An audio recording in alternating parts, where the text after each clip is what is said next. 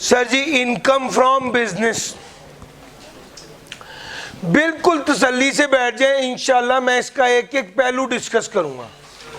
सिर्फ आपने पिक करना है चैप्टर 7, 8। सर जी सबसे पहले बिजनेस और एम्प्लॉयमेंट में क्या फ़र्क है? बिजनेस का मतलब है अपना कारोबार, एम्प्लॉयमेंट का मतलब है नौकरी। ये एग्जामिनेबल नहीं है, इसको एक बार पढ़ के काट दें, इसका कोई फ़ायदा नहीं है। इनकम फ्रॉम बिजनेस, सर सुनिएगा ज़रा, इनकम फ्रॉम बिजनेस ये वाला चैप्टर भी वो चैप्टर है जिसमें से कॉन्सेप्ट, अंडरस्टैंडिंग और इसकी न्यूमेरिकली ये बहुत इंपॉर्टेंट है और थ्योरेटिकली बिल्कुल बहुत कम इंपॉर्टेंट है। थ्योरेटिकली ना होने के बराबर इंपॉर्टेंट है। एक आध सवाल ये जो थ्योरेटिकली आता है, ज़्यादातर ये केस स्टडी न्यूमेरिकल टेस्टिंग है। प्लीज़ इसको तवज्जो से समझिए, आज समझने पर तवज्जो दीजिए। इसकी अंग्रेज़ी के अल्फाज से ज़्यादा इसके जो कॉन्सेप्ट हैं वो इम्पॉर्टेंट है। सर जी कोई भी ऐसा कारोबार, कोई भी ऐसी चीज़ जिसमें ट्रेड हो रही है, मैन्युफैक्चरिंग हो रही है, वोकेशन का मतलब पेशा होता है, ये प्रोफेशन का सिनोनिम है। भाईजान आप अपने पेशे से कमा रहे हैं, कारोबार से कमा रहे हैं, ये इनकम फ्रॉम बिजनेस में आएगा। और दूसरी बात ये है कि जो भी आप इनकम बिजनेस से पैसे कमाएंगे वो इनकम फ्रॉम बिजनेस के ऐड में टैक्स होगा। हाँ अलबत्ता कोई एफटीआर आइटम हुई तो वो इनकम फ्रॉम बिजनेस के ऐड में नहीं आएगी। एफटीआर आइटम किसी हेड ऑफ इनकम में फॉल करती ही नहीं है। फिर उसके बाद आपने कारोबार से जो प्रॉफिट कमाया इनकम फ्रॉम बिजनेस में आएगा। आपने ट्रेड, प्रोफेशन और सिमिलर एसोसिएशन से को पैसे कमाए तो वो इनकम फ्रॉम बिजनेस में आएगा। Any income from the hire और lease of tangible movable property, कोई भी इनकम हायर या lease of tangible movable property हो तो वो इनकम फ्रॉम बिजनेस में आएगा। उसके बाद आ गया भाईजान आपको बिजनेस से रिलेटेड कोई फ़ायदा हुआ है वो भी इनकम फ्रॉम बिजनेस में आएगा। The fair market value of any benefit और perquisite derive by the person due to business relationship, ये भी इनकम फ्रॉम बिजनेस में फॉल करेगा। अगर आपके बैंक ने आपको इंटरेस्ट माफ़ कर दिया है तो वो भी इनकम फ्रॉम बिजनेस में आएगा। और अगर इंटरेस्ट के साथ साथ पूरा डेट ही माफ़ कर दिया तो वो भी इनकम फ्रॉम बिजनेस में आएगा। तो ये है कि वो आपको सूद माफ़ करे और एक तरफ असल रकम माफ़ कर दे, गर्ज ये दोनों जो है वो इनकम फ्रॉम बिजनेस में आएगा। फिर उसके बाद वो कहता है मुदारबा में दो लोग होते हैं, एक जो पैसा लेके आता है और दूसरा स्किल लेके आता है। जो स्किल लेके आकर जो मैनेजमेंट फी लेता है वो भी इनकम फ्रॉम बिजनेस में आएगा। Sir ji profit on debt bank के लिए इनकम फ्रॉम अदर सोर्स नहीं है, इनकम फ्रॉम बिजनेस है। सर जी अगर बैंक 5 इदारे हैं, bank, investment bank, development finance institution, मुदारबा और लीजिंग कंपनी, अगर ये 5 इदारे किस्तों पर चीज़ें देकर पैसे कमाते हैं तो वो इनकम फ्रॉम बिजनेस में आएगा। सर जी ये वाली बात आपको कल भी पढ़ाई थी। बैंक अगर इन्वेस्टमेंट करता है म्यूचुअल फंड में और mutual fund profit on debt से पैसे कमाकर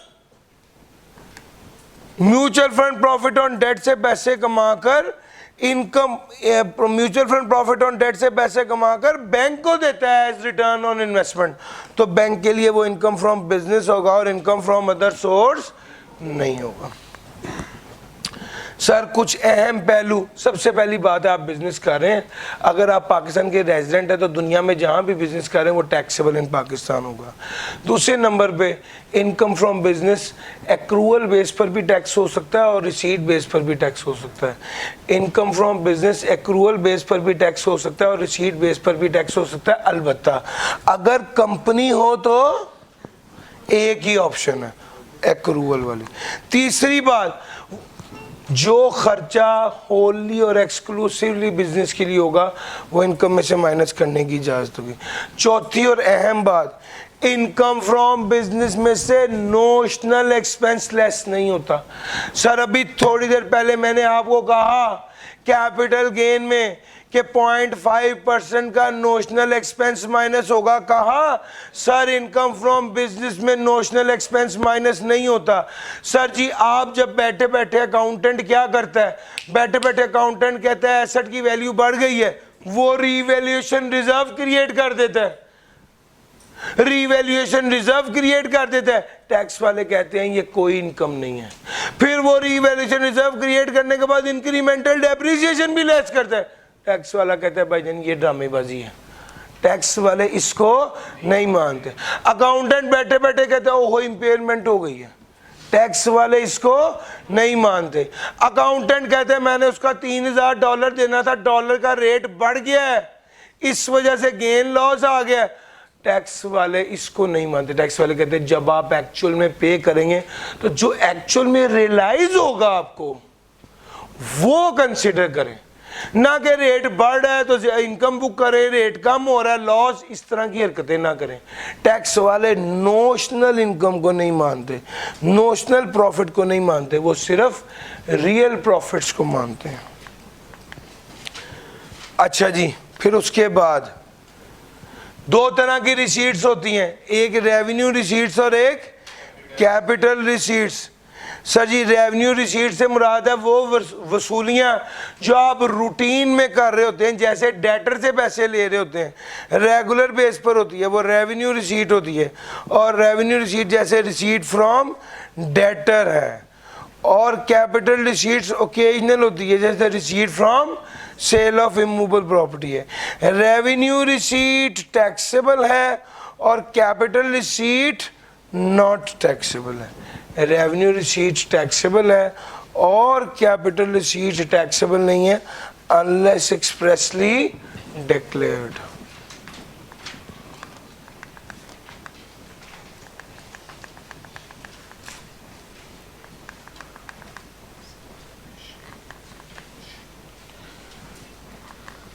अच्छा जी, profit and gain of the business are chargeable to tax which are carried on by the taxpayer at any time during the tax year। फिर उसके बाद उसने कहा ये 5 चीजें हमेशा टैक्सेबल होंगी। पहली बात रिकॉर्ड एक्सपेंसेस, कल पढ़ाया था, जो रिकवरी हो जाती है वो टैक्सेबल होगी। दूसरी, सर डेप्रिशिएबल एसेट को बेचने पर जो पैसे मिले, डेप्रिशिएबल एसेट को बेचने पर जो पैसे मिले वो टैक्सेबल नहीं है।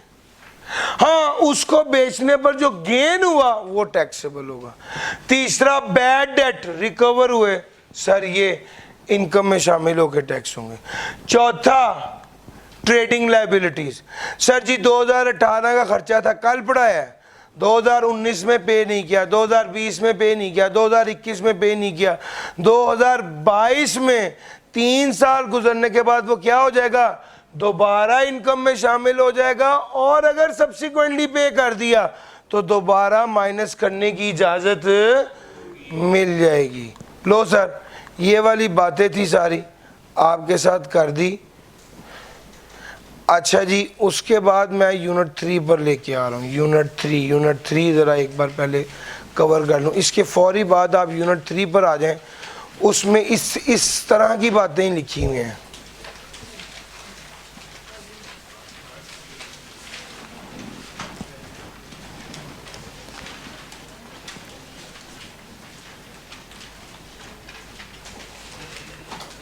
जी टैक्स अकाउंटिंग, यूनिट 3 है टैक्स अकाउंटिंग।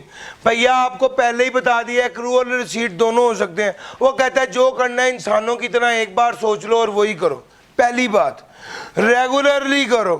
दूसरी बात, a company shall account for income chargeable to tax under that income from business on accrual basis while other person may account for such income on, company के लिए लाजमी है accrual basis. तीसरी बात, board prescribe करेगा कोई भी class of person shall account for income chargeable to tax under that income from business on cash और एक्रूअल बेसिस।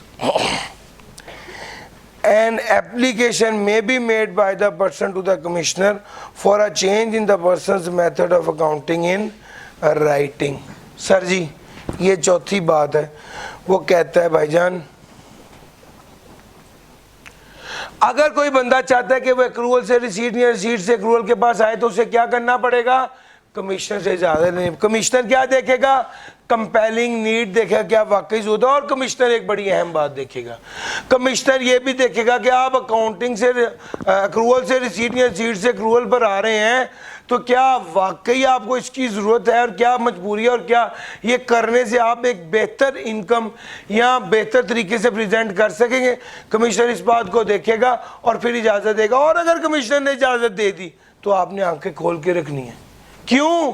ऐसा ना हो कि आप एक इनकम पे 2 बार टैक्स लगा दें, और ऐसा ना हो कि आप एक एक्सपेंस 2 बार इनकम में से माइनस कर दें। ये बात चैप्टर नंबर 4 में लास्ट बात ये थी, 2 बार इनकम में शामिल नहीं होना चाहिए और 2 बार इनकम में से लेस भी नहीं होना चाहिए। लो sir, cash basis of accounting क्या है? जितने पैसे वसूल हुए वो इनकम, जितनी अदायगी की वो एक्सपेंस, बस सिंपल कैश ही है। एक्रूअल बेसिस क्या है? जितने पैसे कमाए वो इनकम, जितने पैसे वाजिबुल अदा हुए वो एक्सपेंस, चाहे अभी पे किए या नहीं किए, ये दोनों में फ़र्क है। और वो यहाँ पर फिर दोबारा वही बात कर रहा है कि अगर एक ख़र्चा आपने किया और वो पेबल था और जिस साल किया वो साल गुजरने के 3 साल तक वो पेबल रहा, तो चौथे साल वो क्या हो जाएगा? दोबारा इनकम में शामिल हो जाएगा। और अगर उसके बाद दोबारा पे कर दिया एक्चुअल में, तो दोबारा इनकम में से माइनस करने की इजाज़त होगी।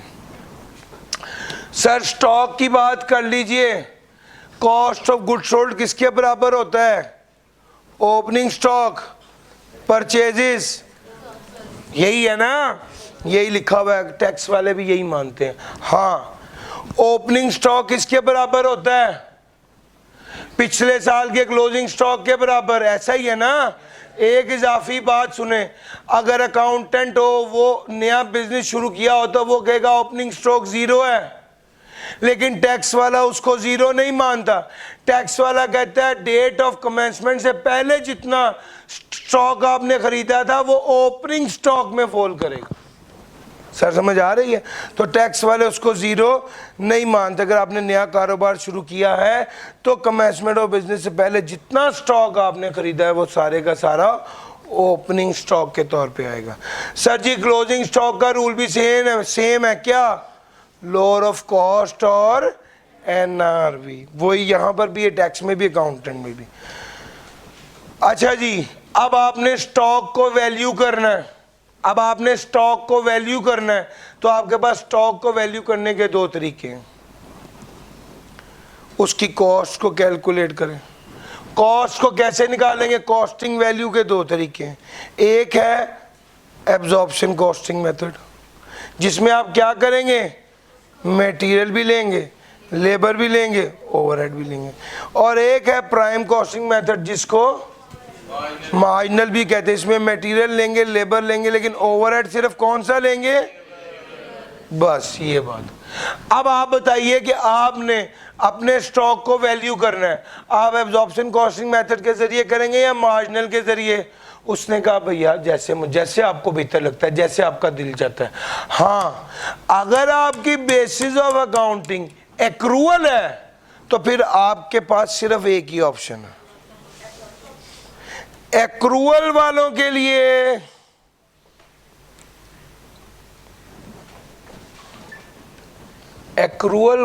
लिए यही है sir.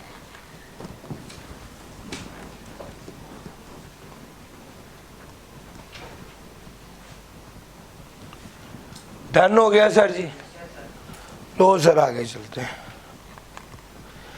Where particular item of stock in trade are not readily identifiable, person may account for that stock on the FIFO method or FCO method.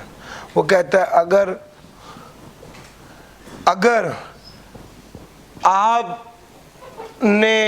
अगर आपका स्टॉक फ्रीक्वेंटली आ रहा है तो भाई आपने हमेशा यही जूम करना है कि फर्स्ट इन फर्स्ट आउट है।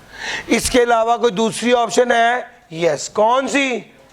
Average method. आप इन दोनों में से कोई भी यूज कर सकते हैं, लेकिन एक बार जो यूज करें उस पर चले मुस्तकिल। अगर आप एफको से फाइफो या फाइफको से एफको आना चाहते हैं तो फिर आपको कमिश्नर से इजाजत लेनी पड़ेगी और जुबानी नहीं, रिटर्न परमिशन लेनी पड़ेगी। डन हो गया सर जी? लो सर, ये वाली बात बता दी। इसके बाद ना कुछ डेफिनेशन हैं, इसको इग्नोर कर दीजिएगा, ये इनिशियली पढ़ने वाली थी, अब तो खैर आप समझ गए। सर जी अब the most important area of income from business शुरू करने लगा हूँ। ज़रा इसको जड़ से समझिएगा। अगर आज तक भी आपने ध्यान से नहीं पढ़ा और आप आज ध्यान से समझ लेंगे तो उसके बाद ना जिसको ये बेस समझ आती है ना वो ज़्यादा बेहतर तरीके से अंडरस्टैंड कर पाता है।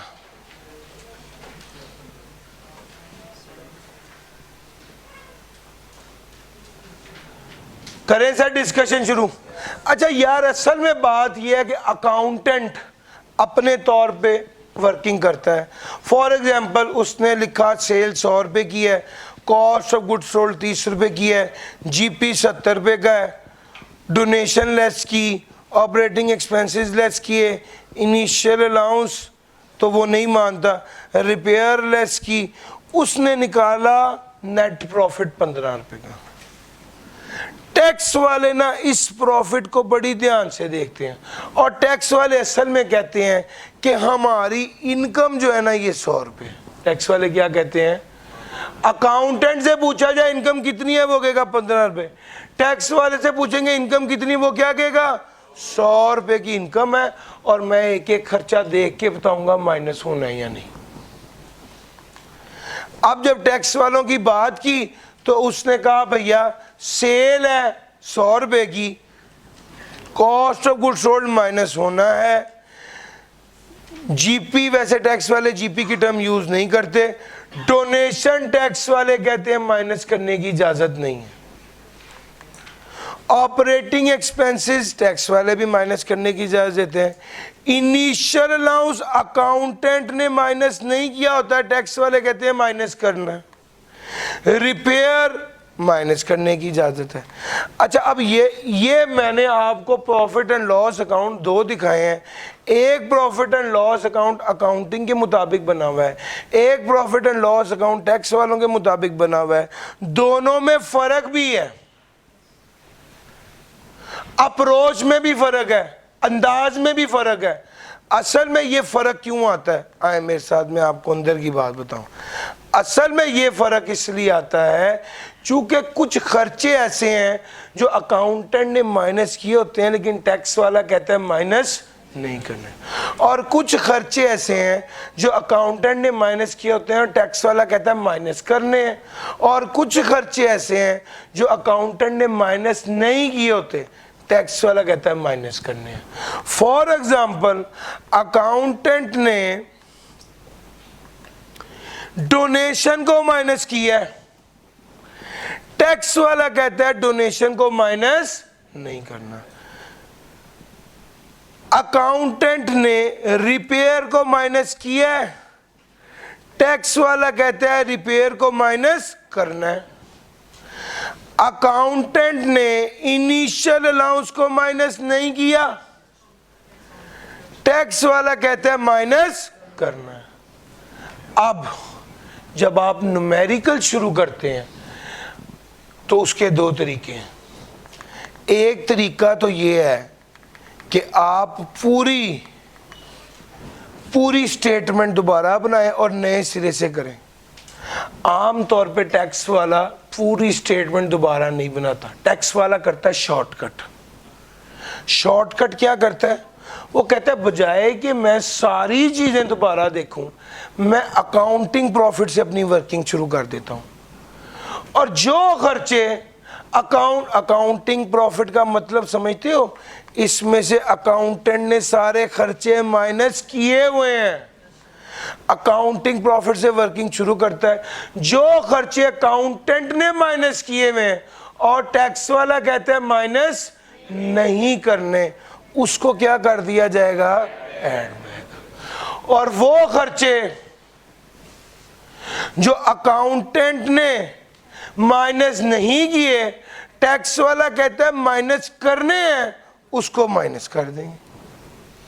यार सोचने वाली और अकल वाली बात यह है, आपने ये हमेशा दिमाग में रखना है कि गेम शुरू ही अकाउंटिंग प्रॉफिट से भी है, यानी अकाउंटेंट के मुताबिक जो खर्चे हैं वो माइनस हुए हुए हैं ऑलरेडी। टैक्स वाला कहता है करो, हमने कहना है अच्छा जी। अच्छा, अकाउंटेंट ने 5 रुपए का रिपेयर माइनस किया हुआ था, टैक्स वाला कहता है हाँ माइनस करने की इजाजत है, तो भाई इसको इग्नोर कर दो।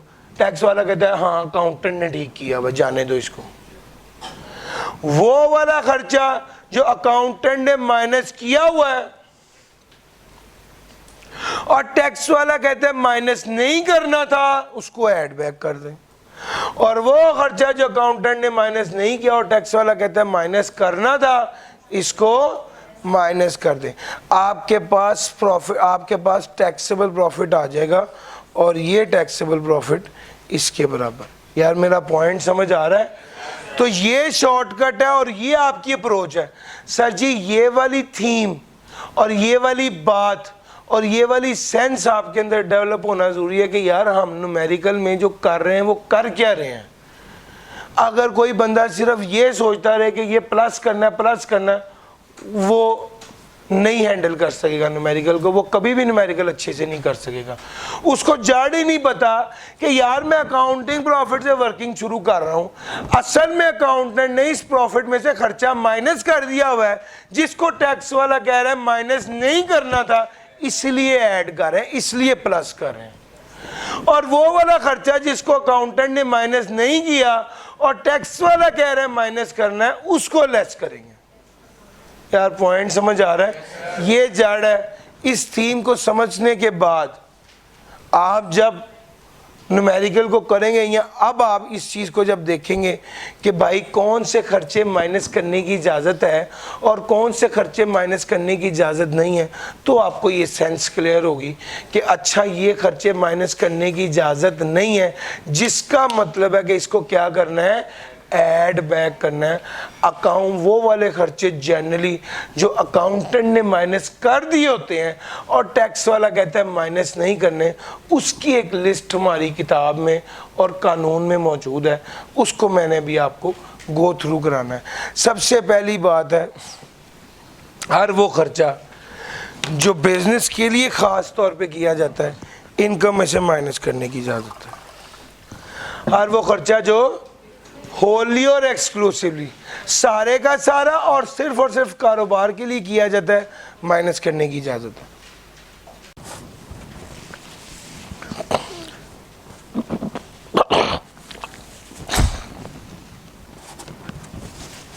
जी सर। अच्छा जरा आप आगे चल रहा हूं, जरा सुनिएगा। ऐसा इदारा जिसके लिए जानवर इन्वेंट्री नहीं है बल्कि प्लांट एंड मशीनरी की हैसियत रखता है, अगर वो जानवर मर जाए तो जितना नुकसान होगा वो माइनस करने की इजाजत होगी। जानवर था 2 लाख रुपए का, वो फोत हो गया, ठीक हो गया। अब 20,000 रुपए की उसकी खाल बिकी, नुकसान कितने का हुआ, ये इनकम में से माइनस करने की इजाजत होगी। हर उस इदारे के लिए जिसके लिए जानवर प्लांट एंड मशीनरी की हैसियत रखता है और इन्वेंट्री नहीं है। बेसिकली असल में ये टारगेटेड सेक्शन किसके लिए है, डेयरी बिजनेस के लिए। कौन से खर्चे माइनस करने की इजाजत नहीं है, सर जी किसी किस्म का टैक्स जो इनकम पे लगता है, प्रॉफिट पे लगता है, गेन पे लगता है, वो माइनस करने की इजाजत नहीं है। किसी किस्म का टैक्स जो इनकम पे, प्रॉफिट पे या गेन पे कैलकुलेट होता है, माइनस करने की इजाजत नहीं है। वेयर सेल्स टैक्स और federal excise duty paid by the taxpayer is not charged to the customer, such sales tax or FED paid shall be allowed as deduction। वो कहता है अगर sales tax, income tax income में से minus करने की इजाजत नहीं है, वो टैक्स जो इनकम पे लगे, प्रॉफिट पे लगे, गेन पे लगे, इनकम में से माइनस करने की इजाजत नहीं है। आपको मैं बताऊं असल में ये इनकम में से माइनस नहीं होता, ये लायबिलिटी में से माइनस होता है, तो इनकम में से माइनस नहीं होगा। पहली बात। दूसरी बात, सेल्स टैक्स और एफईडी ये तो इनकम पे नहीं ना लगता, यस ये माइनस करने की इजाजत है। लेकिन ऐसा सेल्स टैक्स और एफईडी जो एंड कंज्यूमर को चार्ज हो जाए वो इनकम में से माइनस करने की इजाजत नहीं है। ऐसा सेल्स टैक्स और एफईडी जो एंड कंज्यूमर को चार्ज हो जाए इनकम में से माइनस करने की इजाज़त नहीं है। आपने जो जूस पिया उसके ऊपर लिखा होता है 118 रुपये का जूस है, 100 रुपये का जूस था, 18 रुपये का टैक्स था, वो आपने 118 रुपये देकर वो जूस पिया है, 18 रुपये एंड कंज्यूमर को चार्ज हो गए हैं। जो बंदा आपको जूस बेच रहा है वो ये वाले 18 रुपये इनकम में से माइनस नहीं कर सकता, क्योंकि उसने क्या कर दिया है, एंड कंज्यूमर को चार्ज कर दिया। अगर उसने सेल्स टैक्स एंड कंज्यूमर को चार्ज कर दिया तो वो एज एन एक्सपेंस इनकम में से माइनस नहीं कर सकता। नॉर्मली सेल्स टैक्स और एफईडी इनकम में से माइनस कर सकते हैं अगर वो एंड कंज्यूमर को चार्ज ना हुई हो।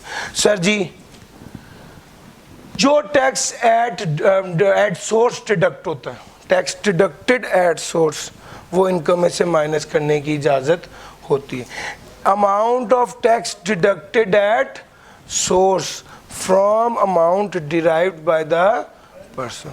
सर जी इसका क्या मतलब है, tax deducted at source income में से माइनस करने की इजाज़त नहीं होती। आपको पैसे मिले थे, आपको 1 लाख रुपया मिला, 4,000 रुपये का टैक्स उसने डिडक्ट करके आपको 96,000 दिया। सवाल है कि ये 4,000 इनकम में से माइनस होगा? नहीं। ये किस में से माइनस होगा? लायबिलिटी में से माइनस होगा। सर ये वाला पॉइंट मैं आपको बाद में बताता हूँ सर, ये वाला पॉइंट भी बाद में बताता हूँ, अभी थोड़ी मैं आगे चलना चाह रहा हूँ। सर जी आपने खर्चा किया है, आपने सैलरी दी है, आपने रेंट दी है, आपने ब्रोकरेज कमीशन दी है, आपने प्रॉफिट ऑन डेट दी है, आपने नॉन रेजिडेंट को पेमेंट की है, आपने पेमेंट फॉर सर्विसेज की है। इन 6 चीज़ों के हवाले से जो सम पे किया गया है, आपको चाहिए था टैक्स काट के पेमेंट करते। अगर आपने किराया दिया, सैलरियां दी, brokerage commission, profit on debt दिया और टैक्स नहीं काटा, टैक्स काटे बगैर पेमेंट कर दी, तो वो इनकम में से माइनस करने की इजाज़त नहीं होगी। कानून की खिलाफ वर्जी करते हुए को फाइन या पेनल्टी लगी तो इनकम में से माइनस नहीं होगा। अपना ज़ाती खर्चा किया है, सर जी आपने अगर ईद उल अज़हा पे कुर्बानी दी है तो ये बिज़नेस का खर्चा तो नहीं है ना, आपका ज़ाती खर्चा है, तो वो इनकम में से माइनस करने की इजाज़त नहीं होगी। एंटरटेनमेंट का जो खर्चा होता है वो इनकम में से माइनस करने की इजाज़त नहीं होती। हाँ उसने एक लिस्ट दी है, ये एंटरटेनमेंट के खर्चे इनकम में से माइनस करने की इजाज़त होती है। सर अगर आप मुल्क से बाहर गए हैं और आपको वहाँ पर जो खर्चा हुआ है इनकम में से माइनस करने की इजाज़त होगी अगर आप बता सकें कि किस ट्रांजैक्शन के हवाले से आप मुल्क से बाहर गए हैं, या आप वो अगर रिसर्च करने गए हैं तो वो वाला खर्चा हेड ऑफिस को चार्ज होगा, यानी हेड ऑफिस के खर्चों में से शामिल होकर माइनस होगा। अगर फॉरेन कस्टमर पाकिस्तान आ गया है तो जो खर्चा होगा इनकम में से माइनस करने की इजाज़त होगी। अगर कस्टमर या क्लाइंट आपके बिजनेस प्रेमिसेस में आते हैं, आप उसे खाना शाना कराते हैं, चाय पिलाते हैं, जो खर्चा होगा इनकम में से माइनस होगा। अगर आपने मीटिंग की है बिजनेस की, चाहे डायरेक्टर के साथ, एम्प्लॉयज़ के साथ या शेयर होल्डर के साथ, किए, जो खर्चा होगा माइनस करने की इजाज़त है। अगर नई ब्रांच की ओपनिंग थी, सर जी ये सारे खर्चे इनकम में से माइनस करने की इजाज़त होगी। शर्त क्या है? बिजनेस के लिए किए जाए। शर्त क्या है? उन लोगों को एंटरटेन किया जाए जिनका ताल्लुक डायरेक्टली बिजनेस से है। सर समझ आ रही है? तो वो वाला खर्चा माइनस करने की इजाज़त होगी। इस लिमिट से बियॉन्ड अगर एंटरटेनमेंट का खर्चा किया गया तो माइनस करने की इजाज़त नहीं होगी। Sir ji provident fund, superannuation fund, gratuity, ये तो सैलरी में पढ़ते हैं। सैलरी में हम ये ले रहे होते हैं, बिजनेस पढ़े हम ये दे रहे हैं। यार मेरा पॉइंट पिक कर रहे हो भैया, ये जो खर्चा आप कर रहे हो ये जो खर्चा आप कर रहे हो रिकॉग्नाइज्ड प्रोविडेंट फंड है, अप्रूव्ड सुपर एनोवेशन फंड है, अप्रूव्ड ग्रेचुटी या पेंशन फंड है। ये जो खर्चा आप कर रहे हो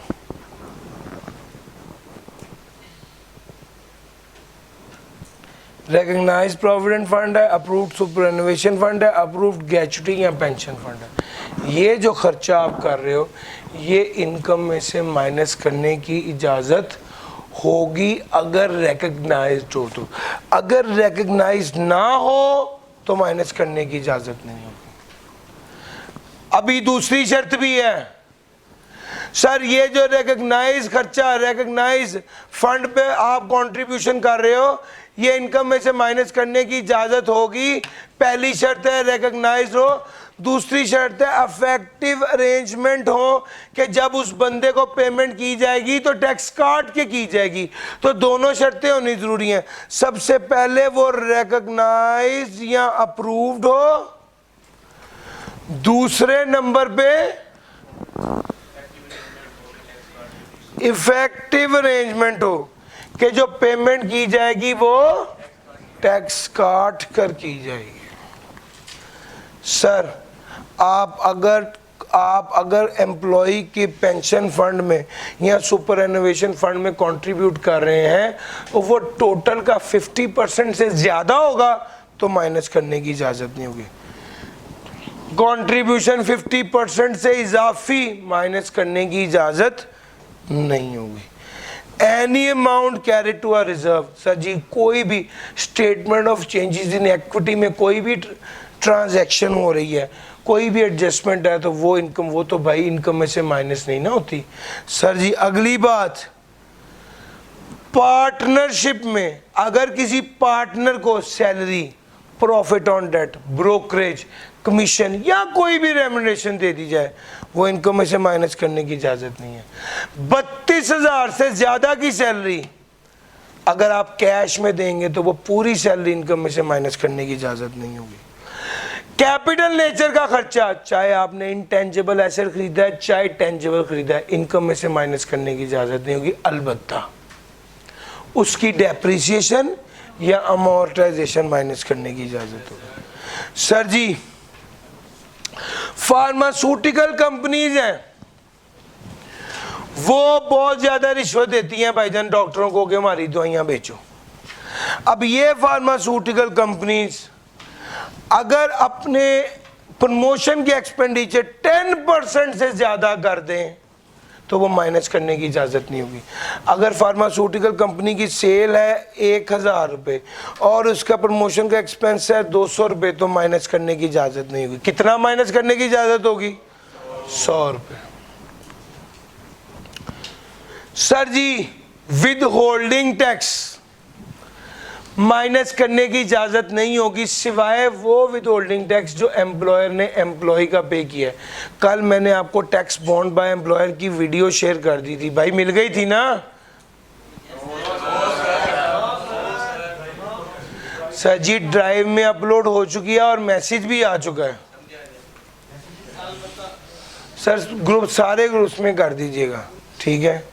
सारे ग्रुप्स में कर दीजिएगा मैसेज। वैसे ड्राइव पे अपलोड कर भी दी हुई है और आप लोग जिस भी ग्रुप में हैं उसकी डिस्क्रिप्शन में जी ड्राइव का लिंक है। अगर आप वहाँ पर जाएं तो आपको शायद काफ़ी useful data chapter wise available है वहाँ पर, वो मिल जाएगा। व्हाट टू क्रैम का लिंक भी वहाँ पर, हर चीज़ वहाँ पर जो हमने देखा है स्टूडेंट को चाहिए होती है वो अवेलेबल होगी।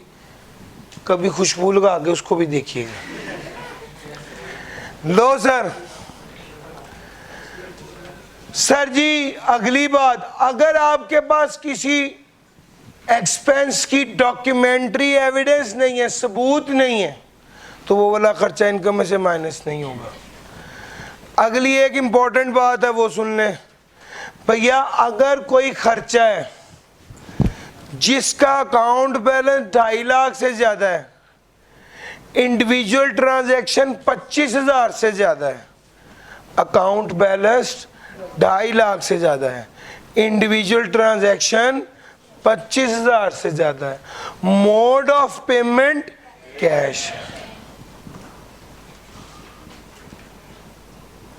Sir ji account balance 2.5 lakh से ज़्यादा है, इंडिविजुअल ट्रांजैक्शन 25,000 से ज़्यादा है, और पेमेंट किस में की है, तीनों शर्तें पूरी हो जाएं तो वो वाला खर्चा इनकम में से माइनस करने की इजाज़त नहीं होगी। हाँ, इस जैसे कि उसने आपको कहा है रिपेयर, कितना, 2,72,000 रुपये का कैश में पे किया है।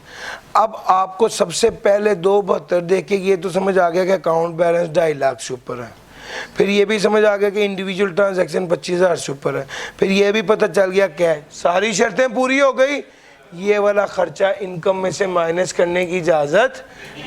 अगर वो आपको कहते 2,10,000 रुपये की ट्रांजैक्शन है और वो आपको पूरा अकाउंट बैलेंस ना बताए तो आप माइनस नहीं करेंगे।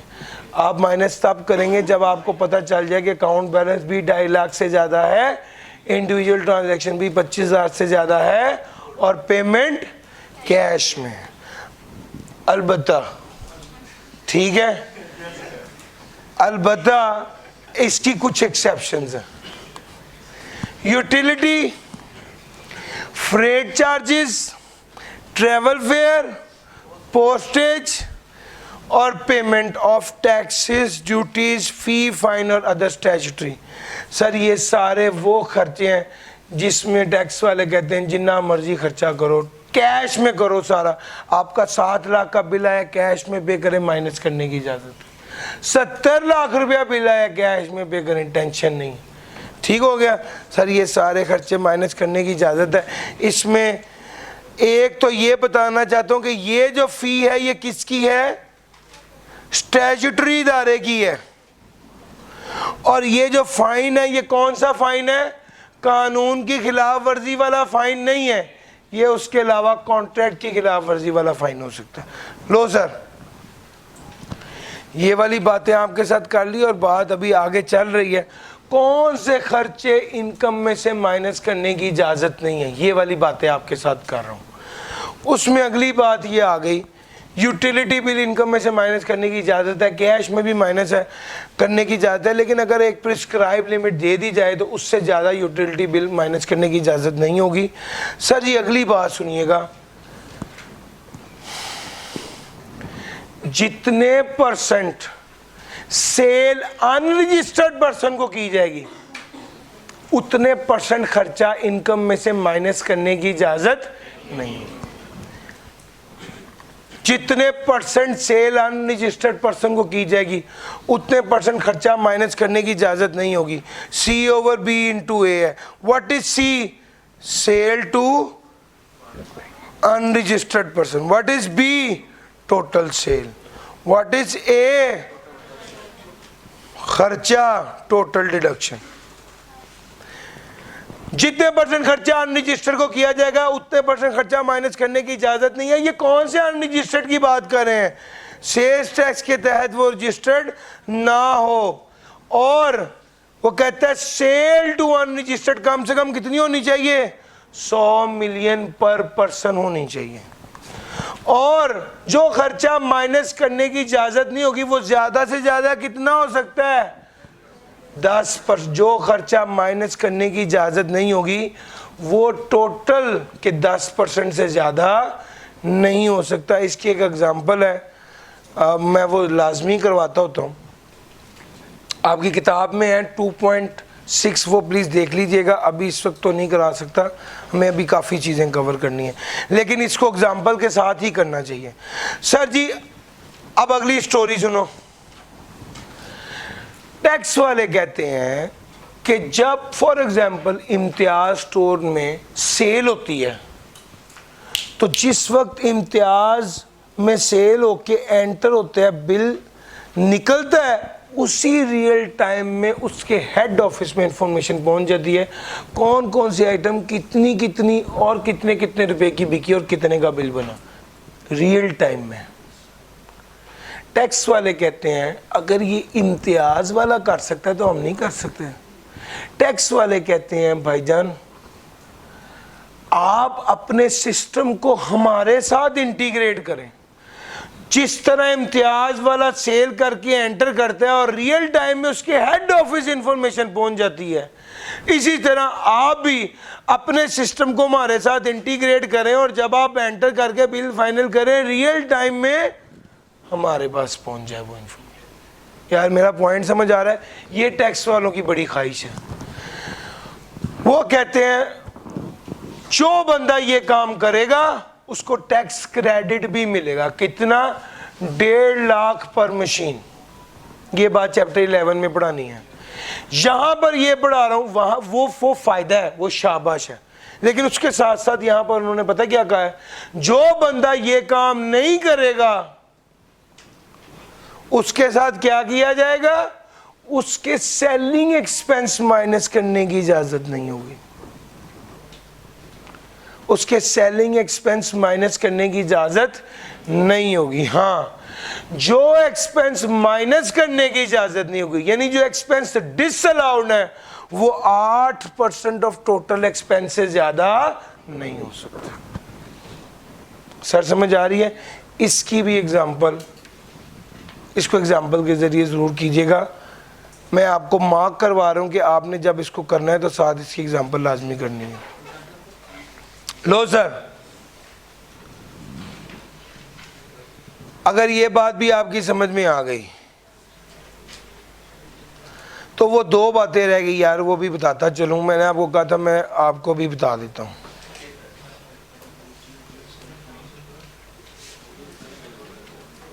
ले सर, मैंने आपको अभी तक क्या पढ़ाया है? अगर आपने पेमेंट की और टैक्स काटना चाहिए था, आपने नहीं काटा, तो वो वाला खर्चा आपको इनकम में से माइनस करने की इजाजत नहीं होगी। बताया भाई? अगली बात सुनो, अगर आपने पेमेंट की और जो टैक्स काटना चाहिए था वो नहीं काटा, तो वो खर्चा आपको इनकम में से माइनस करने की इजाजत नहीं होगी। अलबत्ता अगर आपने रॉ मटेरियल या फिनिश गुड्स खरीदा और उसकी पेमेंट की, तो वो वाला खर्चा आपको 20% माइनस करने की इजाजत नहीं होगी, यानी 80% फिर भी माइनस करने की इजाजत होगी। 20% माइनस करने की इजाजत नहीं होगी। डिसअलाउड जो है वो ज्यादा से ज्यादा 20% है। अब यहां पर पास पेपर में सवाल आया हुआ है, ये 20% ऑफ टोटल परचेज है, total raw material finish goods की परचेज है। 2 बार सवाल पास पेपर में है। एक बार उसने कहा 78 की परचेज किया तो पूरा 78 ही ऐड बैक कर दिया था, और एक बार उसने आपको टोटल परचेज भी दी थी। तो अगर तो वो आपको टोटल परचेज दे दे तो टोटल परचेज का 20% लेना है, और अगर वो आपको सिंगल ट्रांजैक्शन बताए तो सिंगल ट्रांजैक्शन ले लें और वो एज्यूम करें कि यही टोटल परचेज भी है। तो 2 बार सवाल आया हुआ है। आपको ये चीज़ देखनी पड़ेगी कि जितनी पेमेंट, वो पेमेंट जिस पर टैक्स नहीं काटा और टोटल परचेज का 20%, इन दोनों में से जो लोअर होगा वो कहता है ज्यादा से ज्यादा का मतलब है इसमें हमेशा हम लोअर लेते हैं। जब भी वो कहता है वो एक्सीड नहीं करेगा, ज्यादा से ज्यादा 20%, इसमें से जो लोअर होगा वो क्या कर देंगे? ऐड बैक कर देंगे। सर ये वाली बात हो गई। और अगली बात, सर जी अगर आप थर्ड स्केड्यूल आइटम बेच रहे हैं, अब आपको मैं बता सकता हूँ थर्ड स्केड्यूल आइटम क्या है। जब पहले आपको मैंने पढ़ाया था तो उस वक्त सेल्स टैक्स पढ़ाया नहीं हुआ था भैया। थर्ड स्केड्यूल आइटम वो वाली आइटम्स होती हैं जिस पर manufacturer tax, manufacture retail price mention करता है और रिटेल प्राइस पर जितना टैक्स बनता है वो एफबीआर को जमा मैन्युफैक्चर नहीं कराना होता है। सर जी वो कहता है अगर आप थर्ड स्केड्यूल आइटम का बिजनेस कर रहे हैं और आप अपने डिस्ट्रीब्यूटर को, आपके डिस्ट्रीब्यूटर का एक्टिव टैक्स पेड लिस्ट में शामिल होना ज़रूरी है। अगर आपका distributor active tax paid list में शामिल ना हुआ तो ज़्यादा से ज़्यादा जो कमीशन आप उसे देंगे वो कितनी होगी? 0.2% तक की कमीशन इनकम में से माइनस करने की इजाज़त होगी। 0.2% किसका? टर्नओवर का, सेल का।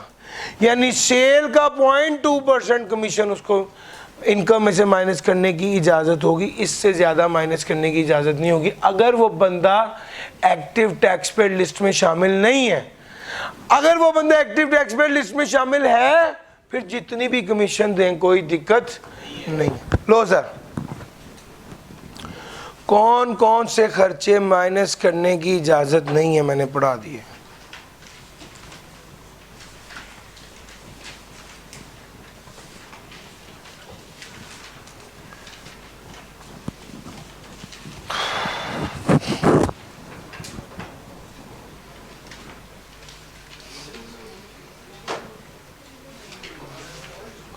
सर जी कौन से खर्चे माइनस करने हैं उसकी बात करने लगा हूं। साइंटिफिक रिसर्च एक्सपेंस, रिसर्च का खर्चा इनकम में से माइनस करने की इजाजत है। इसकी कुछ शर्तें हैं। शर्त नंबर 1, रिसर्च पाकिस्तान में हो। शर्त नंबर 2, रिसर्च बिजनेस के लिए हो रही हो।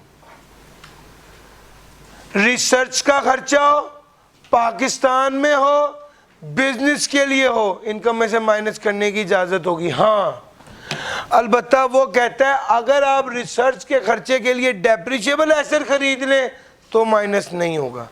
अगर आप रिसर्च के लिए इमूवेबल प्रॉपर्टी खरीद लें माइनस नहीं होगा। अगर आप रिसर्च कर रहे हैं नेचुरल डिपॉजिट की कि वो मौजूद भी हैं या नहीं है, कहाँ पर मौजूद है, कितने मौजूद है, किस क्वालिटी के मौजूद है, यार मेरा पॉइंट समझ आ रहा है, तो उस पर जो खर्चा होगा वो माइनस करने की इजाजत नहीं। Employ training and facilities, employ की ट्रेनिंग पर जो खर्चा हो रहा है वो माइनस करने की इजाजत होगी। अलबत्ता कहाँ पर खर्चा कर रहे हैं, एजुकेशन इंस्टीट्यूशन या हॉस्पिटल में खर्चा करें ताकि एम्प्लॉई या उसकी फैमिली ट्रेन हो जाए। दूसरा, आप खर्चा कर रहे हैं किसी ऐसे ट्रेनिंग इंस्टीट्यूशन पे जो फेडरल पेंशन या लोकल गवर्नमेंट से मंजूर शुदा है।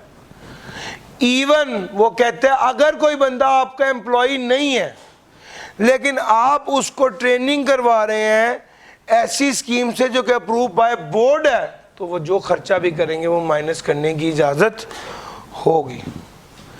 Sir ji, profit on debt income में से माइनस करने की इजाजत होती है, लेकिन जितना डेट, जितना लोन बिजनेस के लिए इस्तेमाल हुआ है उतना इनकम में से माइनस करने की इजाजत होगी।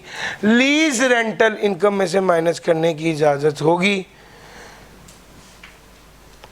फाइनेंशियल कॉस्ट ऑफ, सर जी अब यहां पर एक टर्म इस्तेमाल हो रही है, स्पेशल पर्पस व्हीकल।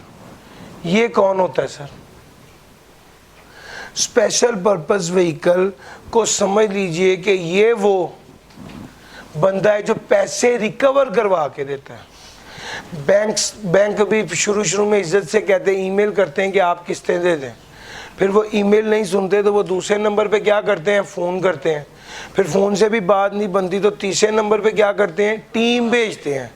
सर वो टीम, आप गाड़ी पर जा रहे होते हैं, उनकी किस्तें पेंडिंग होती हैं, वो गाड़ी रोक के आपको बाहर निकाल के आपका सामान आपको शॉपर में डाल के दे देते हैं। वो कहते हैं ये गाड़ी बैंक की है, अब आप बैंक से ले लें। ये वाला बंदा जो पैसे रिकवर करवा रहा है ये स्पेशल पर्पस व्हीकल है। स्पेशल पर्पस व्हीकल को अगर कोई बंदा किस्तें देता है तो वो भी इनकम में से माइनस करने की इजाजत है, और स्पेशल पर्पस व्हीकल को अगर कोई बंदा पैसे देता है कि निकलवा दो हमें पैसे, तो जो उसको पैसे दिए जाएंगे वो भी इनकम में से माइनस करने की इजाजत है। हाँ, इसमें अगला जो पहलू है ना, लीज, बड़ा इंपॉर्टेंट है। मैं आपको लीज का ओवरऑल पिक्चर क्लियर करने लगा हूं, जरा ध्यान से समझिएगा। लीज में दो पार्टीज होती हैं, एक लेसी और एक लेसर। लेसर है बैंक जिसने गाड़ी किस्तों पर दी है, लेसी है अली इमरान जिसने गाड़ी किस्तों पर ली है। ठीक हो गया? समझाने के लिए बता रहा हूं। सर मैंने अगर गाड़ी किस्तों पर ली है तो मैं बन गया लेसी। ठीक हो गया? अब अकाउंटेंट क्या करता है? अकाउंटेंट कहता है गाड़ी का मालिक असल में लेसी है, तो अकाउंटेंट डेप्रिसिएशन भी लेस करेगा, इंटरेस्ट एक्सपेंस भी लेस करेगा। जबकि टैक्स वाला कहता है भाईजान नहीं, अली इमरान सिर्फ किराएदार है, उसने गाड़ी किराए पर ली हुई है, तो जो किराया दे रहा है वो माइनस कर लो। सो टेक्निकली होता ये है कि अकाउंटिंग प्रॉफिट में से डेप्रिसिएशन और इंटरेस्ट एक्सपेंस लेस हो चुका होता है, जबकि टैक्स वाले क्या कहते हैं कि भाईजान लीज रेंटल पूरा माइनस कर लो, किराया माइनस करो, लेकिन डेप्रिसिएशन किस चक्कर में माइनस कर रहे हो? डेप्रिसिएशन तो मालिक माइनस करता है, तुम मालिक हो ही नहीं। सो टेक्निकली जब आप न्यूमेरिकल में इसको हल करते हैं तो आप अकाउंटिंग प्रॉफिट से चीज़ों को शुरू करते हैं और जो अकाउंटेंट ने किया हुआ है गलत मलत उसे ऐड कर देंगे, रिवर्स कर देंगे। अकाउंटेंट ने माइनस किया ना, उसको रिवर्स कर दिया, और टैक्स वाले जो कह रहे हैं उसको इनकॉर्पोरेट कर देंगे। सर जी ये लेसी की सारी अकाउंटेंट क्या करता है, टैक्स वाला क्या कहता है क्या करना है, और न्यूमेरिकल में आपने क्या करना है, मैंने ये तीनों पहलू बता दिए। इसी तरह ही लेसर की बात कर लेते हैं। अकाउंटेंट क्या करता है? अकाउंटेंट कहता है भाई गाड़ी असल में हो गई है अब लेसी की, अकाउंटेंट को तो सिर्फ लेसर को तो सिर्फ पैसे मिलने हैं, इंटरेस्ट इनकम मिलनी है। टैक्स वाला कहता है असल मालिक कौन है? लेसर है, बैंक है असल मालिक। तो भाई वो कहता है जो बैंक को किस्तें मिल रही हैं ये उसकी इनकम है, और बैंक को डेप्रिसिएशन इनकम में से माइनस करनी चाहिए चूंकि बैंक मालिक है गाड़ी का। टैक्स वाला ये कहता है। और जब हम न्यूमेरिकल में इसको हल करते हैं तो क्या करते हैं, अकाउंटेंट ने इंटरेस्ट ऐड किया हुआ है, हम लेस कर देंगे, और टैक्स वाला कह रहा है लीज रेंटल ऐड करो, ऐड करेंगे, डेप्रिसिएशन को लेस करो, लेस करेंगे। और अगर एलिजिबल डेप्रिशिएबल एसेट हो तो इनिशियल अलाउंस भी लेस हो जाएगी। लो सर, अगर ये सारी बात आपको समझ आ गई जी, स्क्रीनशॉट भाई शेयर हो जाएगा।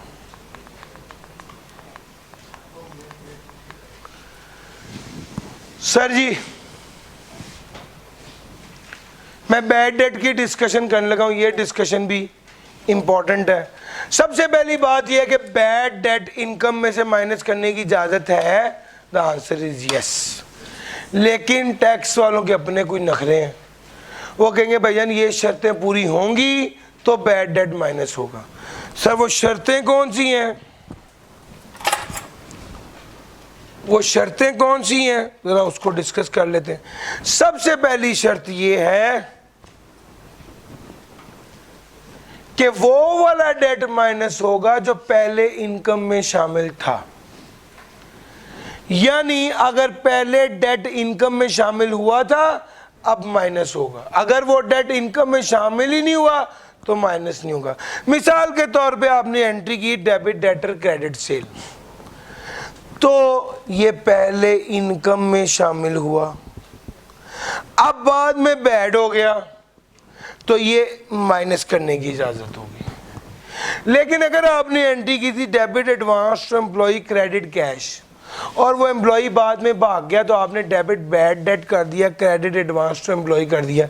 सर जी ये कभी इनकम में शामिल हुआ ही नहीं था, तो ये बैड डेट के तौर पे इनकम में से माइनस भी नहीं होगा। हाँ अलबत्ता इस रूल की एक्सेप्शन क्या है, अगर बैंक किसी को लोन देता है तो वो इनकम के तौर पे बुक नहीं करता, लेकिन अगर वो बैड डेट हो जाए तो वो माइनस करता है। तो भाई बैड डेट की पहली शर्त, बैड डेट सिर्फ तब इनकम में से माइनस होगा जब पहले इनकम में शामिल हुआ था, सिवाय बैंक के जो किसी को लोन दे दे। दूसरी शर्त, बैड डेट सिर्फ तभी माइनस होगा अगर अकाउंटेंट ने माइनस किया है। तीसरी शर्त, बैड डेट सिर्फ उतना ही माइनस हो सकता है जितना अकाउंटेंट ने माइनस किया है, यानी बैड डेट अकाउंटेंट ने जितना माइनस किया है उतना ही उससे कम हो सकता है।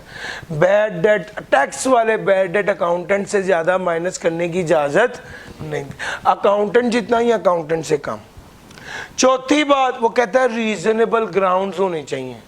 सर आपने अपने डेटर को फ़ोन किया, वो फ़ोन नहीं उठा रहा, आपने सोचा ये बैड डेट हो गया, इनकम में से माइनस करने की इजाज़त है? नो सर, रीज़नेबल ग्राउंड होने चाहिए। वो बंदा फोत हो गया, कारोबार को आग लगे, कुछ भी ऐसी बात।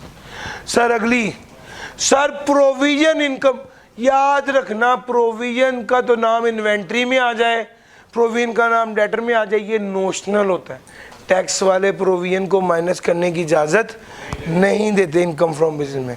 और अगली बात, अगर पहले बैड डेट हुआ था अब रिवर्स हो गया, अगर पहले बैड डेट हुआ था अब पैसे वापस आ गए तो क्या होगा? तो ए माइनस बी का फॉर्मूला है। What is A? अमाउंट कितनी सब्सिक्वेंटली रिसीव किया है, रिकवर्ड अमाउंट कहना चाहिए, amount recovered. What is B? Actual bad debt minus allowed bad debt. आ जाए सर जरा देखिएगा, ए माइनस बी क्या? What is A? Bad debt recovered. What is B? Actual bad debt यानी जो अकाउंटेंट ने किए थे, और अलाउड बैड डेट यानी जो टैक्स वालों ने माइनस करने की इजाजत दी थी। अगर ए माइनस बी का आंसर पॉजिटिव आए तो इनकम है, अगर नेगेटिव आए तो एक्सपेंस है। सर जी मैं आपको न्यूमेरिकल में ये किस तरह करना है ये भी सिखा रहा हूँ। देखिए अकाउंटिंग प्रॉफिट से गेम शुरू हुई होती है। अकाउंटेंट ने अकाउंटिंग के मुताबिक जो बैड डेट होता है उसे क्या किया होता है? माइनस किया होता है, उसे वापस ऐड कर दें। और टैक्स के मुताबिक जो बैड डेट है उसको लेस करना होता है। अगला साल आ गया बैड डेट रिकवर का, ये जरा ध्यान से समझिएगा। बैड डेट रिकवर्ड में क्या होता है? अकाउंटेंट ने बैड डेट रिकवर इनकम में ऐड किया होता है, तो सबसे पहले उसे रिवर्स करना होता है। और फिर हमने a माइनस बी का फॉर्मूला लगाकर जो भी आएगी अमाउंट प्लस में आएगी तो ऐड कर देंगे, माइनस में आएगी तो लेस कर देंगे। सर बैड डेट के हवाले से ये डिस्कशन थी सारी। खैर ये भी 2-3 एग्जांपल्स हैं, पास पेपर हैं, इसको करें लाजमी, इसकी प्रैक्टिस करें। न्यूमेरिकल्स में भी काफ़ी आता है। सर ये चैप्टर नंबर 7 मैंने आपको पूरा डिस्कस करा दिया। स्पेकुलेशन भी रहता है, आप ठीक कह रहे हैं, लेकिन मैं भी डेप्रिसिएशन कराऊंगा। डेप्रिसिएशन कर लें चेंज, मैं पानी मुझे ले सर। डेप्रिसिएशन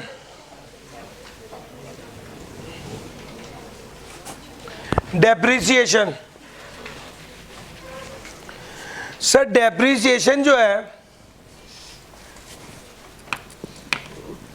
उसकी अगर आपसे बात करें तो पहली बात है कि डेप्रिसिएशन इनकम में से माइनस करने की इजाज़त होती है। टैक्स में जो डेप्रिसिएशन है वो डेप्रिशिएबल एसेट पर कैलकुलेट होती है। डेप्रिशिएबल एसेट क्या होता है? बिजनेस का एसेट, यूजफुल लाइफ 1 साल से ज़्यादा, वेयर एंड टेयर की वजह से वैल्यू कम होती है। अगर ये तीनों शर्तें पूरी हो जाएं तो वो डेप्रिशिएबल एसेट होगा।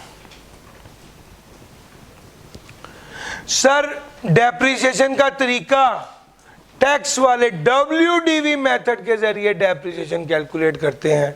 सर एक स्ट्रेट लाइन मेथड होता है, उसमें हमेशा एक जैसी डेप्रिसिएशन होती है, और एक WDV मेथड होता है। WDV में क्या होता है? पहले साल 20, अगले साल 16, उससे अगले।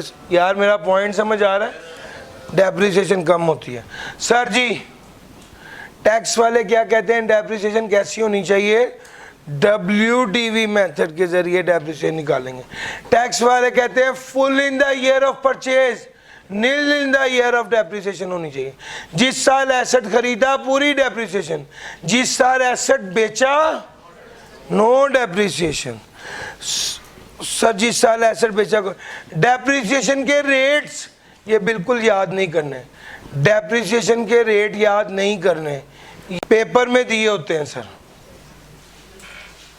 वैसे आपको बता दूं, आसान सी बात है, बिल्डिंग का 10 है, कंप्यूटर IT एयरक्राफ्ट का 30 है, बाकी सबका 15 है, बाकी सबका 15 है।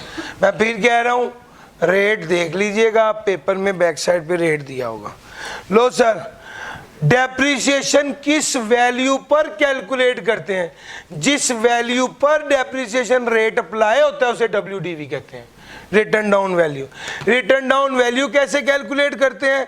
कॉस्ट माइनस इनिशियल अलाउंस, और अगर पुराना एसेट हो तो cost minus initial allowance minus accumulated depreciation.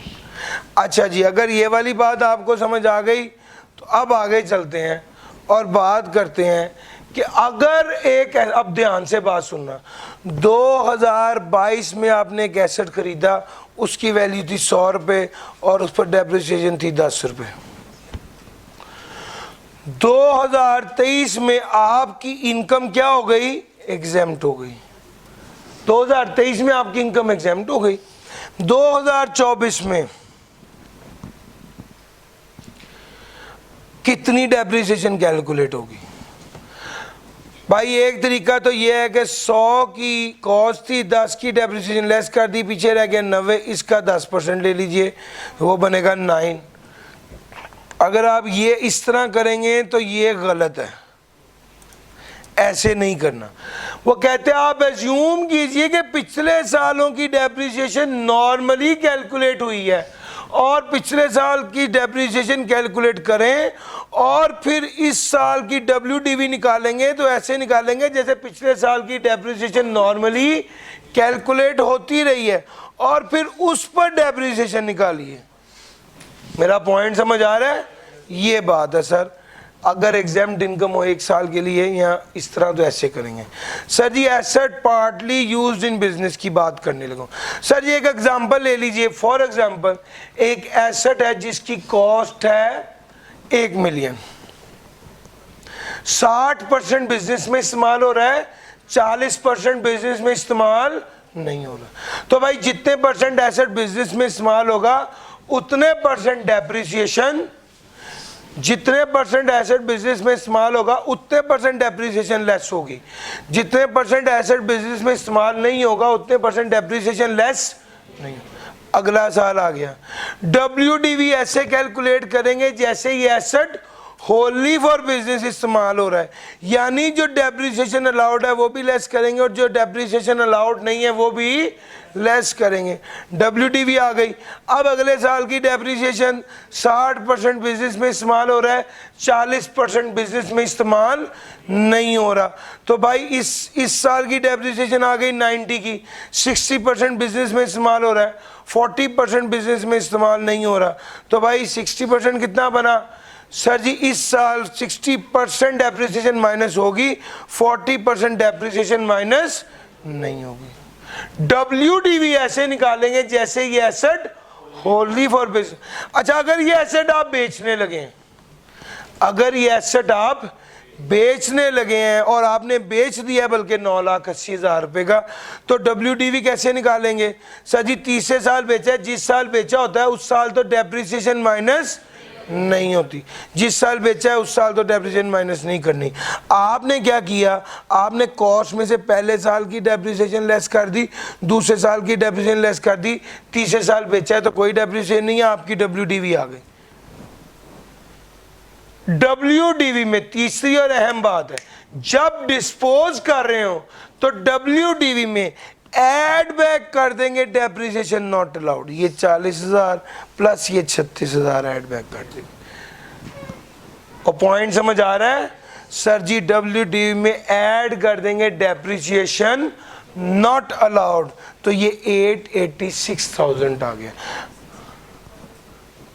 Sir जी 886,000 आ गया। ये WDV वो है जिसमें डेप्रिसिएशन, जो नॉट अलाउड वाली डेप्रिसिएशन है वो ऐड बैक कर दी। ये 40 और 36 76,000 की डेप्रिसिएशन क्या कर दी है?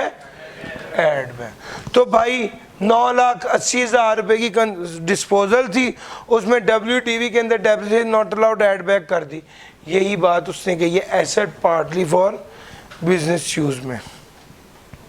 सर अगली बात वो ये कहता है एसेट में से डेप्रिसिएशन लेस होगी, लेकिन डेप्रिसिएशन कॉस्ट से ज़्यादा तो माइनस नहीं हो सकती। Total deduction can not exceed cost. फिर वो कहता है अगली बात, अगर सेल प्रोसीड ज़्यादा है और कॉस्ट कम है तो गेन आ जाएगा और वो टैक्सेबल होगा। अगर सेल प्रोसीड कम है और कॉस्ट ज़्यादा है तो लॉस आ जाएगा, जो क्या होगा, अलाउड एज डिडक्शन होगा। Sir ji depreciation of leased asset, sir ji मैंने आपको अभी बताया है लेसर को मालिक समझा जाता है लीज्ड एसेट का, और लेसर लीज रेंटल में से डेप्रिसिएशन और इनिशियल अलाउंस लेस करता है। पता है ना सर, यही बात यहाँ पर लिखी हुई है। सर जी अब अगली बात सुन लीजिए व्हीकल की। व्हीकल दो तरह की होती है, एक व्हीकल प्लाइंग फॉर हायर और एक vehicle not plying for hire. Vehicle plying for hire वो व्हीकल होती है जिसकी हैसियत प्लांट एंड मशीनरी की होती है किसी इदारे के लिए, और वो रेवेन्यू जनरेट करती है। जैसे कि डेवो वालों के लिए व्हीकल, टीसीएस वालों के लिए व्हीकल, ट्रांसपोर्टेशन कंपनी वालों के लिए व्हीकल। ठीक हो गया। जबकि नॉट प्लाइंग फॉर हायर की अगर मैं बात करूं तो ये रेवेन्यू वो vehicle not plying for hire है तो ये रेवेन्यू जनरेट नहीं कर रही होती, प्लांट एंड मशीनरी की तरह नहीं होती। जैसे एसबीआई अगर अपने बच्चों की पिक एंड ड्रॉप के लिए बस देता है तो वो नॉट प्लाइंग फॉर हायर है।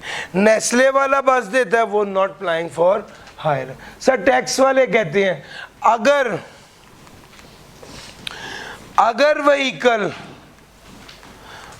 Vehicle not plying for hire है तो उसकी मैक्सिमम अलाउड कॉस्ट कितनी हो सकती है, 7.5 मिलियन। यानी vehicle not plying for hire की मैक्सिमम अलाउड कॉस्ट 7.5 मिलियन। 75 लाख से ज्यादा की गाड़ी टैक्स वाले नहीं मानते। असल में टैक्स वालों ने क्या नहीं मानना, टैक्स वाले 75 लाख से ज्यादा की डेप्रिसिएशन अलाउ नहीं करते, 75 लाख से ज़्यादा की कॉस्ट की डेप्रिसिएशन अलाउ नहीं करते। असल में होता क्या है, मैंने 10 मिलियन की गाड़ी खरीदी है सर, इस पर डेप्रिसिएशन अकाउंट्स वालों के मुताबिक कितनी होगी 15% के हिसाब से 1.5 मिलियन। और टैक्स वाले कहेंगे क्या 10 मिलियन, नहीं भाईजान ज़्यादा से ज़्यादा कितनी होती है, और वो इसकी डेप्रिसिएशन लेंगे तो वो कितनी बनेगी 1125,000। तो अब जब आप न्यूमेरिकल कर रहे होंगे तो क्या करेंगे, अकाउंटिंग प्रॉफिट में से जो अकाउंटिंग की डेप्रिसिएशन है उसे ऐड करेंगे और टैक्स की डेप्रिसिएशन, यार पॉइंट पिक कर गए हो, इस तरह से करना होता। कॉस्ट लिमिटेशन फॉर व्हीकल मैंने आपको बता दी। अब असल गेम तब खराब होती है जब आप उस vehicle not plying for hire को जिसकी कीमत 7.5 मिलियन से ज़्यादा की होती है आप उसे बेच देते हैं। जब आप उसे बेच देते हैं तो गेन लॉस कैसे कैलकुलेट होगा, तो टैक्स वालों ने कहा है उसका तरीका ये है कि आपने गेन लॉस कैलकुलेट करने के लिए क्या करना है, सेल प्रोसीड और WTV कैलकुलेट करनी है ना। वो कहता है सेल प्रोसीड हम निकाल लेते हैं, फार्मूला बता दिया उनने। फार्मूला क्या बताया है, allowed cost over actual cost multiply by consideration received या अलाउड कॉस्ट हमेशा कितनी होगी 7.5, एक्चुअल जितनी भी हो 7.5 से तो ज़्यादा ही होगी। ये इससे आपकी सेल प्रोसीड निकल आती है। WTV आपने ऐसे ही निकालनी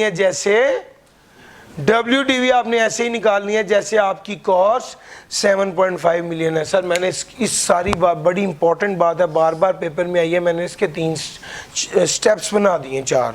step number 1, vehicle not applying for hire अगर 7.5 मिलियन से ज़्यादा की है तो सेल प्रोसीड को कैसे निकालेंगे, allowed over actual into sale proceed as पर टैक्स रूल।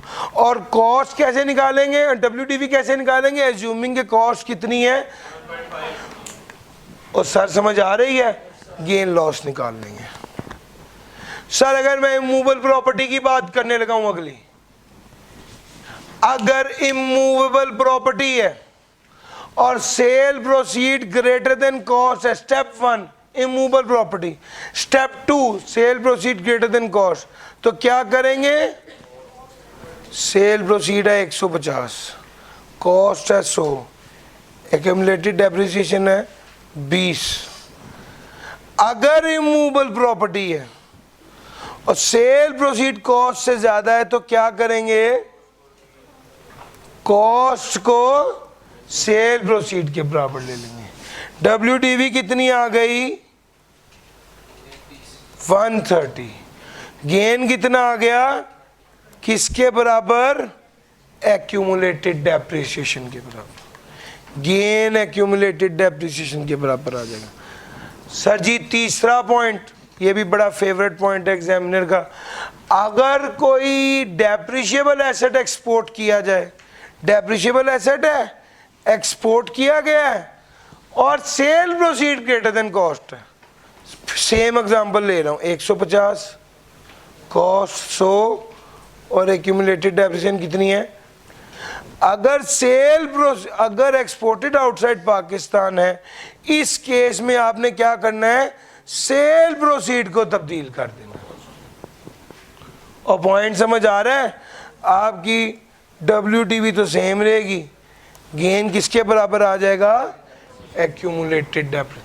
तो भैया ये बात भी याद कर सकते हैं, अगर डेप्रिशिएबल एसेट हुआ तो आपने सेल प्रोसीड को तब्दील करना है, और अगर इमूवेबल प्रॉपर्टी हुई तो आपने कॉस्ट को तब्दील करना है गेन लॉस निकालने के लिए। लो sir, initial allowance, initial allowance में एक दो बारीकियां हैं जो आपके साथ डिस्कस करनी है, लेकिन ये करने से पहले आपको पहले तो ये बताना पड़ेगा कि एलिजिबल डेप्रिशिएबल एसेट क्या होता है।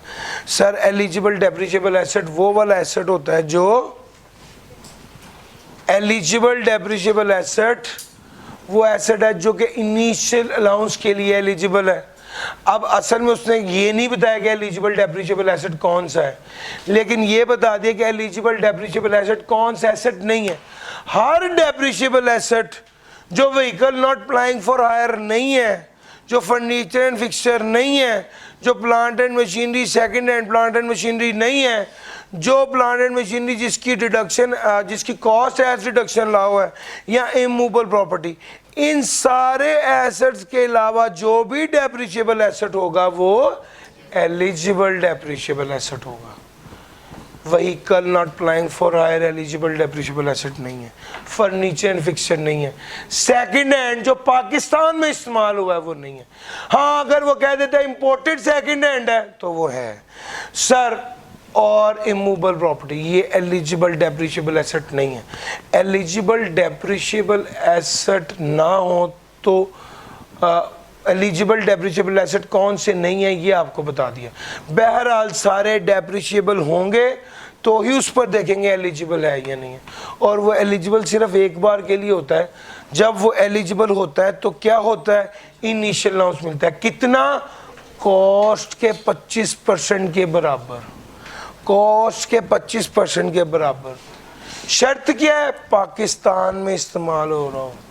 कब मिलेगा, जब बिजनेस में इस्तेमाल करेंगे या कमर्शियल प्रोडक्शन स्टार्ट हो जाएगी, विच एवर इज लेटर। और अगर लेसर है उसको भी मिलेगा जी, लेसर को भी इनिशियल अलाउंस लेस करने की इजाजत होगी। This is 1.2। सर एक बड़ी काम की बात आपके साथ शेयर करनी है। जब भी आपको बाज़-औक़ात वो क्या करता है, आपको ना वो ना बता देता है फलां फलां फलां एसेट्स हैं उनकी, ये WDVs है, और वो आपको कहता है कि आप डेप्रिसिएशन निकालो। तो उसका एक स्मार्ट फॉर्मेट है, वो आपके साथ शेयर करना है। जब भी आपको ऐसे कहे फलां एसेट है, फलां इतने एसेट खरीदे, इतने एसेट बेचे, आप बताएं इस साल की डेप्रिसिएशन एज पर टैक्स रूल्स क्या होगी, तो कोई दिक्कत नहीं है। आप हमेशा ओपनिंग WDV से शुरू करें और सबसे पहले क्या करें, डिस्पोजल को लेस कर दें, और उसके बाद क्या करें, परचेजेस को ऐड करें, लेकिन परचेजेस को 2 हिस्सों में तकसीम कर लें। एक एलिजिबल डेप्रिशिएबल एसेट है, जो एलिजिबल डेप्रिशिएबल एसेट है उस केस में इनिशियल अलाउंस को लेस करने के बाद जो फिगर आ रही है वो लिखें, और अगर वो अदर डेप्रिशिएबल एसेट है तो वो एज इट इज लिख दें, और फिर जो टोटल वैल्यू आएगी उस पर रेट अप्लाई कीजिए, तो एक ही गो में आपकी पूरे क्लास ऑफ डेप्रिशिएबल एसेट की डेप्रिसिएशन कैलकुलेट हो जाएगी। इनिशियल ना उसको अलहदा बाद में लिख दीजिए। और पॉइंट समझ आ रहा है? इस तरह से इसको करना चाहिए। इंडस्ट्रियल अंडरटेकिंग की डेफिनेशन है, देख लीजिएगा, उस तरह एग्जाम पॉइंट ऑफ से इतनी इंपॉर्टेंट नहीं है। इंटेंजिबल्स, सर जी इंटेंजिबल में उसने 16 आइटमें लिख दी हैं और लफ्ज भी मीन्स लिखा है, जिसका मतलब है इसके अलावा कोई और आइटम नहीं होगी। सर जिसका फ़ायदा 1 साल से ज़्यादा के लिए हो वही इंटेंजिबल एसेट होगा, और इंटेंजिबल एसेट पर जो खर्चा किया जाए वो इनकम में से माइनस करने की इजाज़त नहीं होती, अलबत्ता उसकी अमोर्टाइजेशन इनकम में से माइनस करने की इजाज़त होती। सर जी बाज़ इंटेंजिबल फुल्ली बिजनेस के लिए इस्तेमाल हो रहे होते हैं, बाज़ पार्टली बिजनेस के लिए इस्तेमाल हो रहे होते हैं। बहरहाल इंटेंजिबल होगा वही जो बिजनेस के लिए इस्तेमाल हो रहा हो और उसकी यूजफुल लाइफ 1 साल से ज़्यादा हो। और कॉस्ट कैसे कैलकुलेट करेंगे?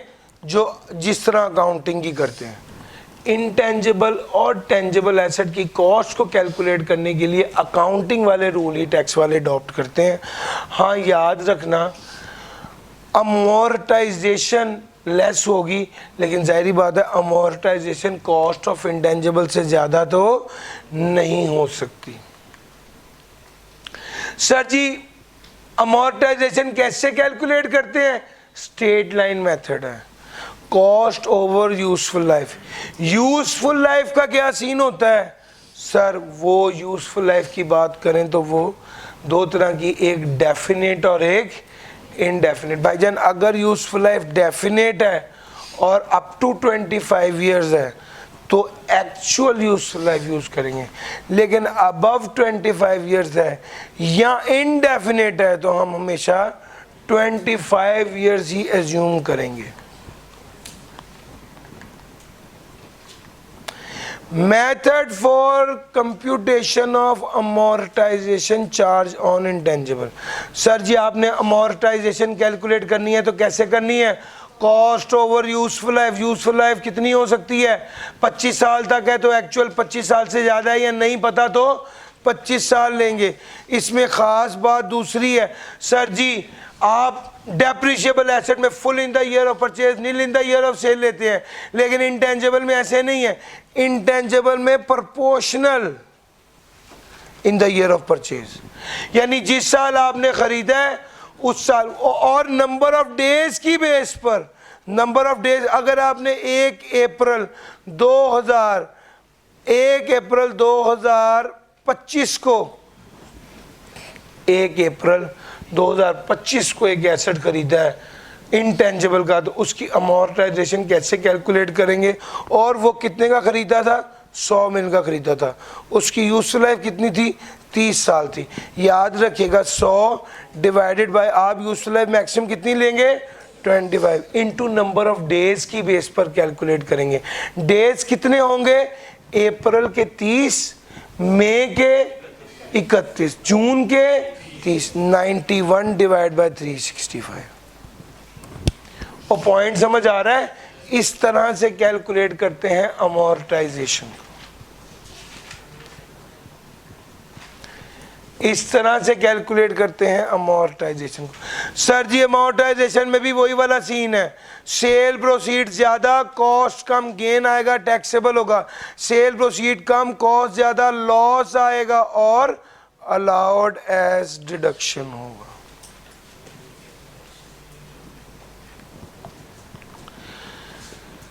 फिर उसके बाद अगली बात आपको क्या बतानी है? हाँ ये वाली बात, सर जी बिल्कुल उसी तरह की शीट यहां पर भी है।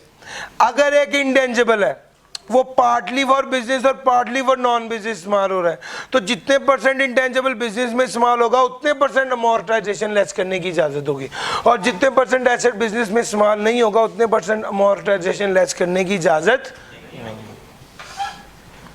WDV कैलकुलेट करेंगे तो ऐसे करेंगे जैसे ये asset Holi for business smart था, ये वाली बात अभी मैंने बताई है ना सर जी। अब अगला साल देखिएगा, अब चूंकि यहाँ पर WTV मेथड नहीं होता, स्ट्रेट लाइन मेथड होता है, तो दोबारा 1 लाख रुपए की अमोर्टाइजेशन होगी। 60% बिजनेस के लिए इस्तेमाल हुआ है, 60,000 माइनस होगा, 40% माइनस नहीं होगा। तीसरी बात सबसे अहम, अगर एसेट को डिस्पोज किया तो WTV कैसे कैलकुलेट करेंगे? हम WTV नॉर्मली कैलकुलेट करेंगे जैसे ही एसेट होली फॉर बिजनेस इस्तेमाल किया है और उसके अंदर ऐड कर देते थे डेप्रिसिएशन नॉट अलाउड, याद है? यहां पर वो नहीं अप्लाई होता, यहां पर वो नहीं करते, चुप करके जो आएगा निकाल लेंगे। डेप्रिसिएशन नॉट अलाउड वाली बात यहाँ पर ऐड नहीं होती। एक और बात ज़हन में आ रही है सर जी, जिस तरह एसेट पार्टली फॉर बिजनेस और पार्टली फॉर नॉन बिजनेस इस्तेमाल हो रहा हो, अगर आपने एक नया एसेट खरीदा है तो क्या इंटेंजिबल, क्या इनिशियल अलाउंस भी इस तरह 40-60 होगा? The answer is no. Initial allowance पूरा अलाउ होता है। अगर एक एसेट पार्टली फॉर बिजनेस और पार्टली फॉर नॉन बिजनेस इस्तेमाल हो रहा हो तो इनिशियल अलाउंस भी क्या तकसीम होता है? The answer is no. Intangible वो इनिशियल अलाउंस होता है वो पूरा ही अलाउड एज डिडक्शन होता है। प्री कमेंसमेंट, प्री कहते हैं पहले, कमेंसमेंट कहते हैं शुरुआत से। कारोबार शुरू होने से पहले के जो खर्चे हैं वो प्री कमेंसमेंट एक्सपेंडिचर हैं। ये कौन से खर्चे होते हैं नॉर्मली? सर, फिजिबिलिटी स्टडी का खर्चा, construction of prototype, trial production, इस तरह के जो खर्चे होते हैं ये प्री कमेंसमेंट एक्सपेंडिचर होते हैं। लेकिन अगर आपने कोई लैंड खरीदी है, कोई डेप्रिशिएबल एसेट खरीदा है या इंटेंजिबल एसेट खरीदा है तो ये प्री कमेंसमेंट में शामिल नहीं होता।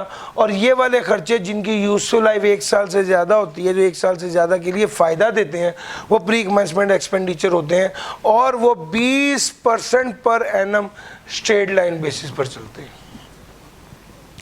A person shall be allowed a deduction for any pre-commencement expenditure at the rate of 20% per annum on straight line basis. Sir 20% deduction allow होगी प्री कमेंसमेंट के खर्चे की, और जो 20% डिडक्शन अलाउ होगी, लेकिन जो टोटल डिडक्शन है वो ओरिजिनल कॉस्ट से ज़्यादा तो नहीं होगी। और अगर कोई ऐसा खर्चा है जो पूरे का पूरा एज डिडक्शन अलाउ था, फिर उसकी ओवर द पीरियड डिडक्शन तो अलाउ नहीं होगी। सर जी 3 बातें। No deduction shall be allowed, अगर वो पूरी अमाउंट ही एज डिडक्शन अलाउ गए तो फिर उसकी स्ट्रेट लाइन बेसिस पर डिडक्शन अलाउ नहीं होगी। अच्छा जी, डिस्पोजल, ये तो बात अभी आपसे की है, या एसेट के मालिक ना रहे या एसेट ही नहीं रहा। फिर एक्विजिशन, जब आपने एसेट खरीद लिया और आप मालिक बन गए, या आपने पर्सनल एसेट बिजनेस में इस्तेमाल करना शुरू कर दिया तो समझा जाएगा आपने एसेट एक्वायर कर लिया। सर ये एसेट अगर इमूवेबल प्रॉपर्टी हो, 5 मिलियन से ऊपर का हो, तो आपने कैश में नहीं खरीदना। अदर देन इमूवेबल प्रॉपर्टी हो, 1 मिलियन से ऊपर का हो, आपने कैश में नहीं खरीदना, बैंकिंग चैनल के जरिए खरीदना है। अगर आपने कैश में खरीदा तो क्या होगा? सर वो कॉस्ट में शामिल नहीं होगा, वो कॉस्ट में शामिल नहीं होगा। जब कॉस्ट में शामिल नहीं होगा तो क्या होगा? ना इनिशियल अलाउंस, ना डेप्रिसिएशन, कुछ भी माइनस, कुछ भी कॉस्ट में शामिल नहीं होगा। तो जाहिर बात है वो फिर जब डेप्रिसिएशन और इनिशियल अलाउंस भी नहीं निकाल पाएंगे और वो भी माइनस नहीं होगा।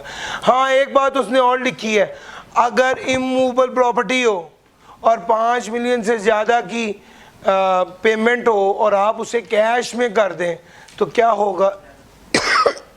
5% पेनल्टी भी पड़ेगी, 5% पेनल्टी भी पड़ेगी। ये बात हमने कैपिटल गेन में लिखी हुई है, वहां पर नहीं बताई थी, यहां पर इकट्ठी बता दी। Sir ji cost of asset की बात करने लगा हूं।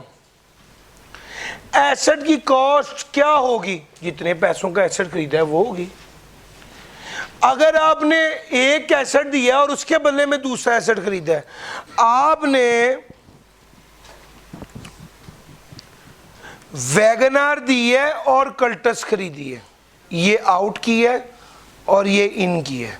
सवाल ये पैदा होता है कि कल्टस आपको कितने की पड़ी?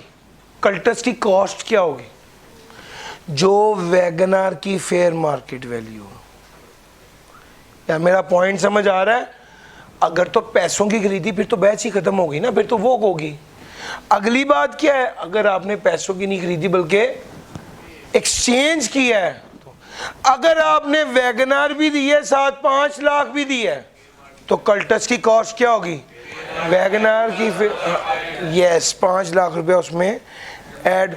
सर जी आपने कल्टस खरीदने के लिए वैगनार को बेचा, उसकी भी कमीशन दी, कल्टस को ख़रीदा उसकी भी कमीशन दी, कल्टस की रजिस्ट्रेशन कराई उसकी भी कमीशन दी, कल्टस के टायर सारे ख़राब थे वो नए ख़रीदे, जो भी ख़र्चा आपने किया ये सारे का सारा क्या होगा?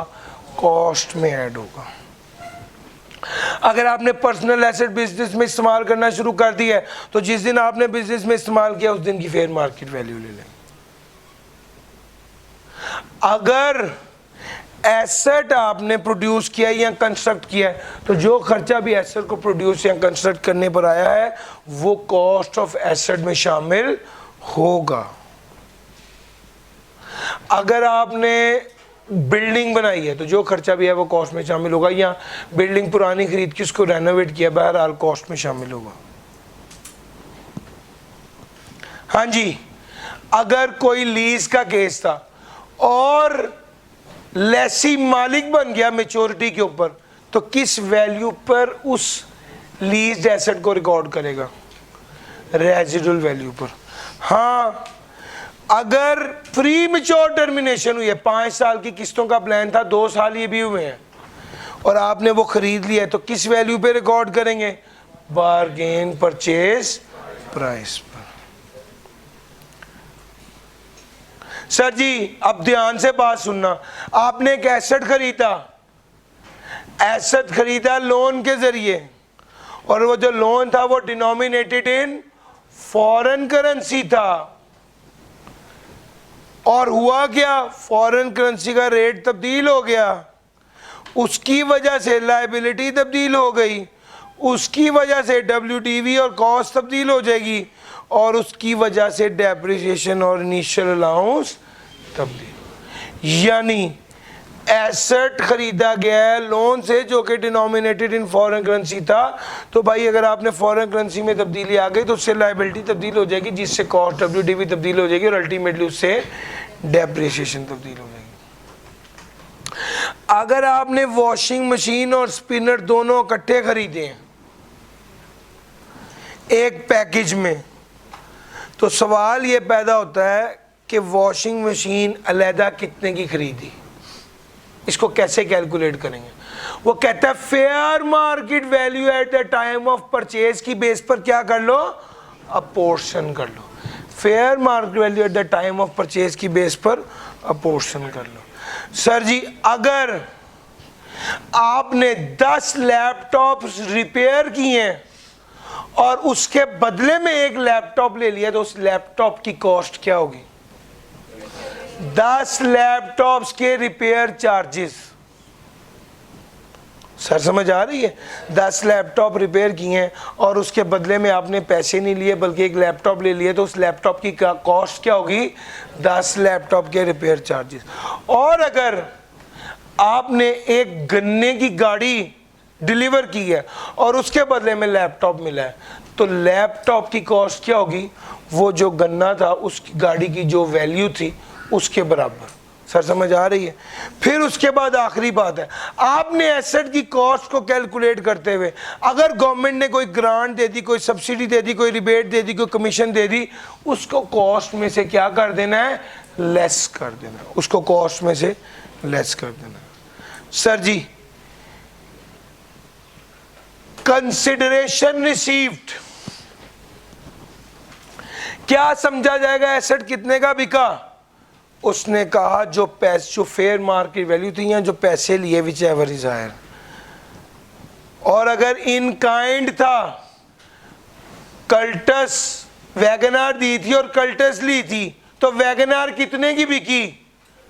जो fair market value of Cultus थी, या जो गाड़ी आपने दी है वो कितने की बिकी है?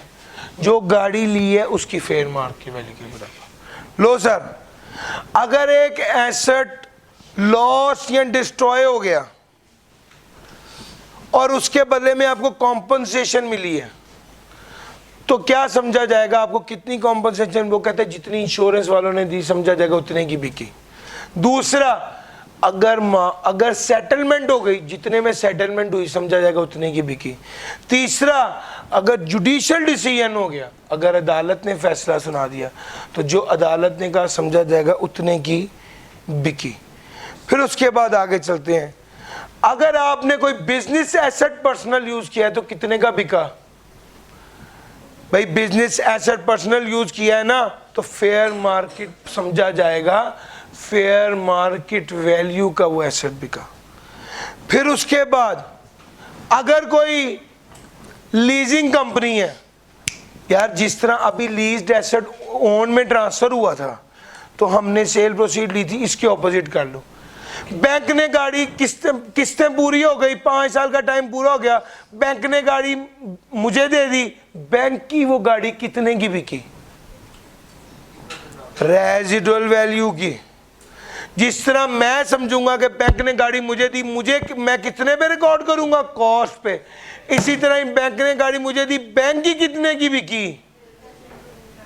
सर जी अगर बैंक ने गाड़ी मुझे दे दी, लीज टर्म पूरी हो गई थी 5 साल, अब मुझे गाड़ी दी तो मैं उस गाड़ी को रिकॉर्ड करूंगा किस वैल्यू पर? रेजिडुअल वैल्यू पर रिकॉर्ड करूंगा। इसी तरह ही बैंक ने अगर गाड़ी मुझे दे दी तो बैंक की बिक गई, कितने की बिकी? रेजिडुअल वैल्यू की बिकी।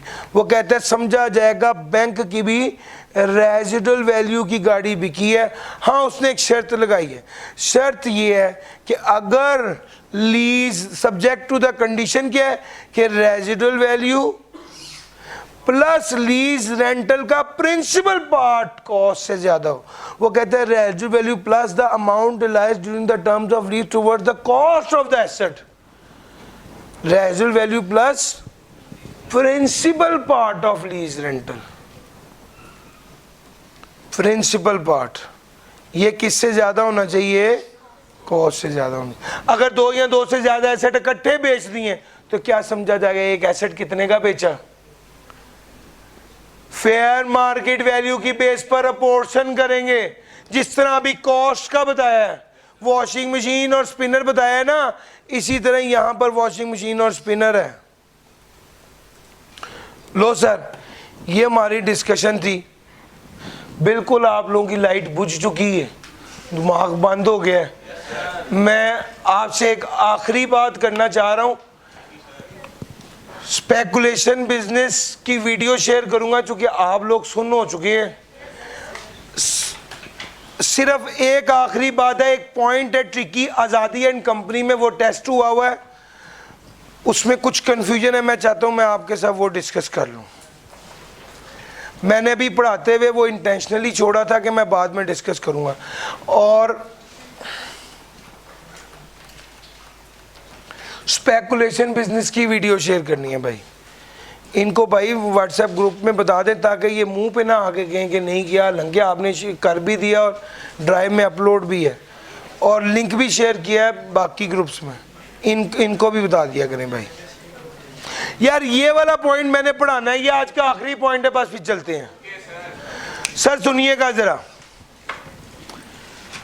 वो कहते हैं गाड़ी vehicle not applying for higher,